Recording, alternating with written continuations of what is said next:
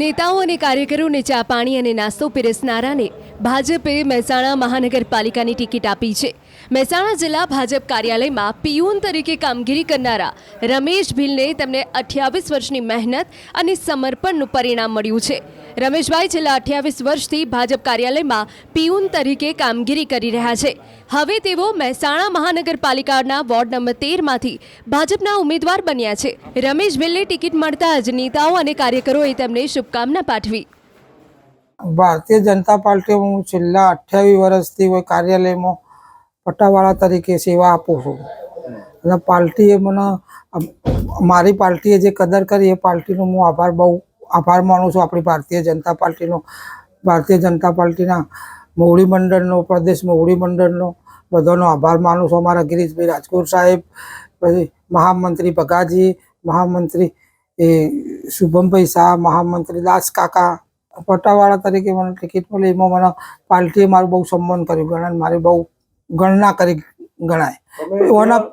કેવા દિવસો જોયા છે શરૂઆતથી લઈને અત્યાર સુધી આ પાર્ટીના કાર્યાલયના? આ કાર્યાલયના અંદર હું નોકરી આવ્યો ત્યારે અમારું નાનું કાર્યાલય હતું। એ વખત મારા પગારે ઓછા, પગાર હું નતા જોતા। અમે તો ખાલી મેં 500 રૂપિયા પગાર થયા પાર્ટીમાં, ઓફિસમાં નોકરી કરતો હું, પણ ધીરે ધીરે વધ્યો ને અત્યારે 10,000। પાર્ટીના અંદર દિલથી કામ કર્યું આપણે। કોઈ કાર્યકર અંગત હજી સુધી કોઈ એવો ઓળ બનાવો કે એવું કશું નહીં, બધા અંગત હળી મળીને બધાનો કામ કરવાનો અને સાહેબો જે કોઈ કોમ એ કોમ કરતા। અમે નાનામાં નાના માણસની કદર કરી તો ભારતીય જનતા પાર્ટી જ કરી શકે, બીજું કોઈ ના કરી શકે, કોઈ પાર્ટી ના કરી શકે આવી કદર। મારી મિસિસને ટિકિટ આપેલી કેટલો સમય કોના પહેલાની ટર્મમાં વોર્ડ નંબર 10માં જીતેલા એસટી સીટ ઉપર જ, અમારી સીટ ઉપર જ। અને કોંગ્રેસના ગઢમાં ગાબડું પાડી અને આખી પેનલ લઈને નીકળેલા। આ વખતે શું આશા રાખો? આ વખતે એવી જ આશા અમારે કે અમે બાકી પેનલ નીકળે અમારી, એક પણ માણસ અમારો હાર નહીં, બધા જીતીએ જ અમે। મારો સફર સારી જ રહી, કોઈના અંગત કશું કોઈ અળ બનાવે એવું કશું નહીં। બધા સાહેબો, બધા હોદ્દેદારો બધા અમારે સારા જ હોય છે। નોકરી તો ચાલુ જ રહેશે, કોર્પોરેટર બનીએ, મોટા બનીએ તો આપણા ઓફિસમાં, ઓફિસથી આગળ આવ્યા છીએ તો ઓફિસમાં તો આવવા જવાનું રહે, નોકરી ચાલુ રહેશે, એવું મોટે નહીં આવે આપણામાં। જે છીએ ને એ જ રહીશું આપણે, તો ગમે તેવા મોટા થઈએ। પ્રમુખો બહુ જોયા મેં તો, મારા જો નોકરી લાગે ને તો અમારા જસુભાઈ પ્રમુખ હતા, પછી અંબાલાલ કાકા બન્યા, પછી કેશુભાઈ બન્યા, પછી ઋષિભાઈ બન્યા, પછી જસુભાઈ બન્યા, પછી ગિરીશભાઈ સાહેબ આવ્યા। ત્યારે અમારા ગિરીશભાઈ પ્રમુખ સાહેબ છે, એટલે મેં 8 પ્રમુખ દેખેલા મારા નોકરીમાં કરું તો સુધી।